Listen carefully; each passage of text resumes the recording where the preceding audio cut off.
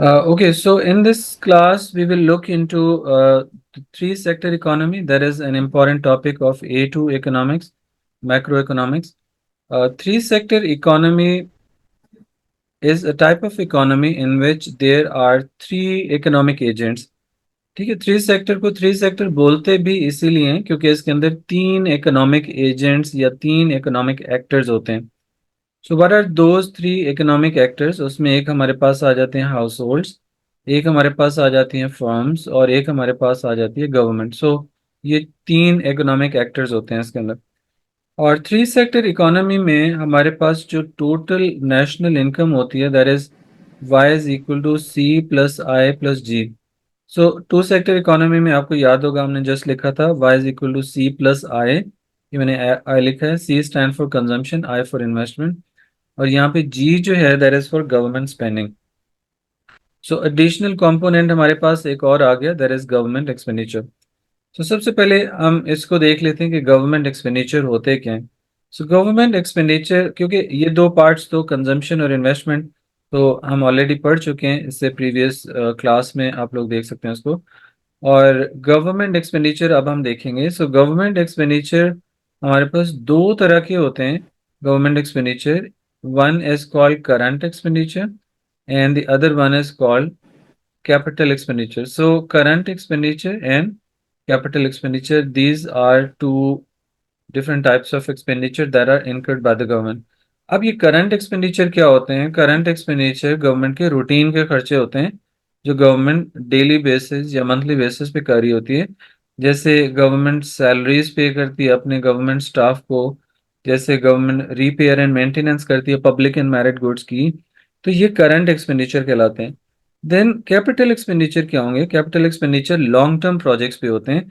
जैसे गवर्नमेंट ने अगर कोई न्यू रोड कंस्ट्रक्ट करनी है तो वो गवर्नमेंट का कैपिटल एक्सपेंडिचर होगा. या फिर गवर्नमेंट ने कोई हॉस्पिटल बनाना है, कोई स्कूल बनाना है, कोई यूनिवर्सिटी कंस्ट्रक्ट करनी है, तो ये जो एक्सपेंसेस होंगे ये गवर्नमेंट के लॉन्ग टर्म प्रोजेक्ट्स पे डेवलपमेंट एक्सपेंडिचर है, तो इनको हम कैपिटल एक्सपेंडिचर का नाम देते हैं. उसके अलावा एक चीज़ इंपॉर्टेंट आपको जो जहन में रखनी है वो ये है कि गवर्नमेंट एक्सपेंडिचर को हम हमेशा ऑटोनोमस लेते हैं. Like G is equal to G naught. G stand for government expenditure और जी नॉट का मतलब होता है autonomous government expenditure. So government के एक्सपेंडिचर ऑटोनोमस क्यों होते हैं, फिक्स क्यों होते हैं? क्योंकि देखिए गवर्नमेंट ने जो खर्चे करने होते हैं वो गवर्नमेंट की इनकम पे डिपेंडेंट नहीं होते. ये आपके पास एक्स पे मैं इनकम ले रहा हूँ और वाई पे हमारे पास गवर्नमेंट स्पेंडिंग है. सो गवर्नमेंट के एक्सपेंडिचर चूंकि हर सूरत गवर्नमेंट ने करने ही करने होते हैं. जैसे 10 बिलियन डॉलर्स का खर्चा है गवर्नमेंट ने बजट में रखा हुआ है, तो 10 बिलियन डॉलर्स गवर्नमेंट खर्च करना है, करती रहेगी, चाहे उसे लोन ही क्यों ना लेना पड़े. लेकिन अगर इनकम गवर्नमेंट की बढ़ जाए तब भी गवर्नमेंट ये एक्सपेंडिचर इंक्रीज नहीं करती. लेकिन इनकम Y1 से Y2 तक इंक्रीज हो जाए तब भी ऑटोनोमस एक्सपेंडिचर हमारे पास गवर्नमेंट का वही 10 बिलियन डॉलर्स ही रहेगा. सो ये यहाँ पे मैंने 10 बिलियन लिखा था, 10 billion dollars. Three sector economy में एक और एडिशनल चीज जो हम पढ़ते हैं that is relevant to tax. देखिए टैक्स हमारे पास again is the compulsory contribution to the state revenue by individuals and companies. और टैक्सेस भी दो तरह के होते हैं. जैसे कंजम्पशन दो तरह की थी, इस तरह टैक्सेस भी दो तरह के होते हैं. कौन से दो तरह के? One is called autonomous tax and the other one is called induce tax. So T not is autonomous tax जो आपको पे करना ही करना है, आपकी इनकम पे डिपेंडेंट नहीं होता. जैसे अगर आप कोई मार्केट से चीज़ खरीदें, कोई आप रेस्टोरेंट पे खाना जाके खाते हैं, वहाँ पे जो आप टैक्स पे करेंगे वो ऑटोनोमस टैक्स है. रेस्टोरेंट वाला कभी भी आपसे नहीं पूछेगा कि भाई आपकी इनकम कितनी है ताकि मैं अकॉर्डिंगली आपको टैक्स चार्ज करूँ. ऐसा नहीं होगा, वो टैक्स आपको पे करना ही करना है. इंड्यूस्ड टैक्स जो होता है TY इंड्यूस्ड टैक्स है. यहाँ पे अगर मैं थोड़ा सा इसको लिख दूँ तो ये ऑटोनोमस टैक्स है. Autonomous tax. जहाँ पे वर्ड ऑटोनोमस आ जाए इसका मतलब होता है कि ये आपकी इनकम पे डिपेंडेंट नहीं है ये चीज़. जैसे हमने लाइक कंजम्पशन फंक्शन पढ़ा था, कंजम्पशन फंक्शन में भी हमारे पास C0 + CY यानी एक ऑटोनोमस कंजम्पशन होती थी, एक इंड्यूस्ड होती थी. ऑटोनोमस कंजम्पशन वो है जो हमारी इनकम पे डिपेंडेंट नहीं है. इंड्यूस्ड कंजम्पशन वो है जो हमारी इनकम पे डिपेंडेंट होती है. सो यहाँ पे टैक्स भी कुछ हमारी इनकम पे डिपेंडेंट नहीं होता, कुछ टैक्स इनकम पे डिपेंडेंट होता है. सो TY टैक्स का वो पार्ट है जो एक इंड्यूस्ड टैक्स है, induced tax is basically the type of tax that depends upon income. अगर हमारी इनकम होगी तो हम टैक्स पे करेंगे, नहीं होगी तो नहीं पे करेंगे।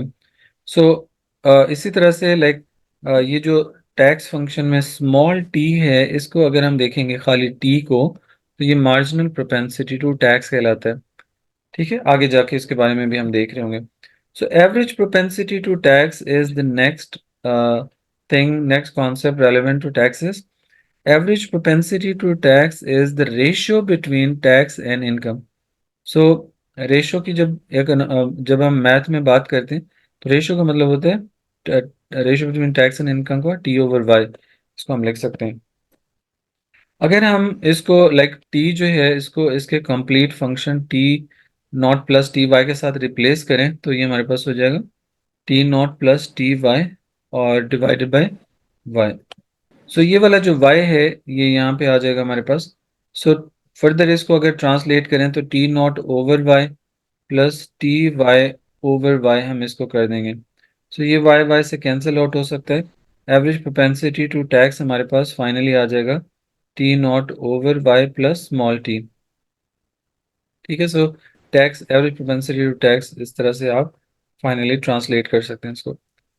उसके बाद नेक्स्ट हमारे पास है like marginal propensity to tax. Marginal propensity to tax, propensity का मतलब वही अगेन इंक्लिनेशन होता है कि लोग किस तरह से इंक्लाइंड हैं खर्चे करने के लिए, टैक्स के ऊपर किस तरह से खर्च करते हैं, पे करते हैं tax. So marginal propensity to tax is the additional tax paid out of additional dollar earned by an individual. So marginal propensity to tax का फॉर्मूला होगा change in tax over change in income. ठीक है, और ये जो tax function है, जैसे मैंने पीछे भी बताया था, tax is equal to T naught plus T Y. इसमें ये जो स्मॉल टी होता है, ये भी मार्जिनल प्रोपेंसिटी टू टैक्स को रिप्रेजेंट करता है।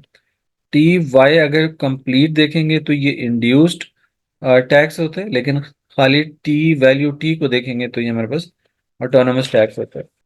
लीकेजेस और इंजेक्शंस हमारे पास थोड़े चेंज हो गए हैं। अब टैक्स जो है वो लीकेज का पार्ट बन जाएगा और गवर्नमेंट एक्सपेंडिचर इंजेक्शंस का पार्ट बन जाएगा। ठीक है जी। और the last thing that we are going to discuss here is कि इक्विलिब्रियम हमारे पास कहाँ पे सेट होगा। इक्विलिब्रियम नेशनल इनकम कहाँ पे सेट होगी हमारे पास।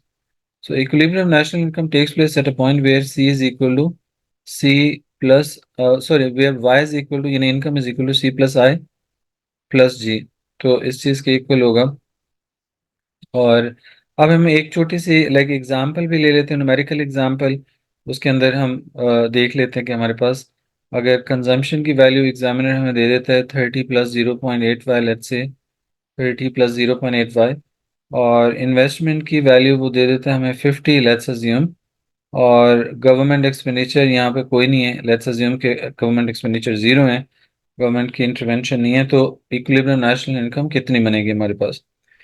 जी, तो आप इसको स्टॉप करके खुद सॉल्व कर सकते हैं, and then you can look into the solution. जी, अब हमारे पास अगर हम इन वैल्यूज को नेशनल इनकम के फंक्शन में पुट करें तो सी प्लस आई प्लस जी होता है, और वाई एज इट इज हम लिख देते हैं। सी की वैल्यू पुट कर देंगे, दैट इज 30 + 0.8 वाई। तो यहाँ पे मेरे पास कंजम्पशन की जगह पे 30 + 0.8 वाई आ जाएगा। और ये आई इन्वेस्टमेंट को शो करें, an investment is equal to 50, और जी यानी गवर्नमेंट एक्सपेंडिचर हमारे पास जीरो है, तो यहाँ जीरो आ जाएगा। So Y is equal to, mathematically हमारे लिए पॉसिबल है कि ये दो एब्सोल्यूट वैल्यूज हम ऐड कर सकते हैं, 30 और 50। इनको ऐड करेंगे तो ये 80 हो जाएगा, प्लस 0.8 वाई, ये हमारे पास फाइनल इक्वेशन आ जाएगी। अब हमने चूंकि वाई को सब्जेक्ट बनाना है इनकम फाइंड करने के लिए, तो y को सब्जेक्ट बनाना है, तो फिर हम क्या करेंगे, ये 0.8 वाई को भी इक्वेशन की दूसरी तरफ ले आएंगे।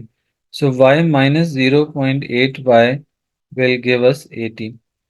ठीक है, सो 1 वाई में से जब आप 0.8 वाई निकालेंगे तो it will be 0.2 Y is equal to 80। अब ये 0.2 भी आपको ख़त्म करना है तो इधर भी डिवाइड कर लें, इधर भी फिर आपको करना पड़ेगा क्योंकि मैथ का रूल है, जो भी एक साइड पे करें इक्वेशन की दूसरी साइड पे आपको करना होता है। सो अब आपके पास वाई यानी नेशनल इनकम कितनी आ जाएगी, 80 डिवाइडेड बाई 0.2 करेंगे फॉर्मूला आप अगर कैलकुलेटर यूज कर लें तो ये आपके पास इनकम जो होगी that will be 400. So this is how you can numerically solve this kind of equations. और एमसीक्यूज में भी एग्जामिनर इस तरह की इक्वेशंस आपसे पूछता रहता है जो आपको अल्टीमेटली सॉल्व करनी होती हैं. ओके, सो ये this was the information relevant to three sector economy. और फिर नेक्स्ट जो हमारे पास क्लास होगी उसके अंदर हम इक्विलिब्रियम ग्राफिकली देखेंगे two sector economy, three sector economy में किस तरह का होता है, and we will proceed to four sector economy as well.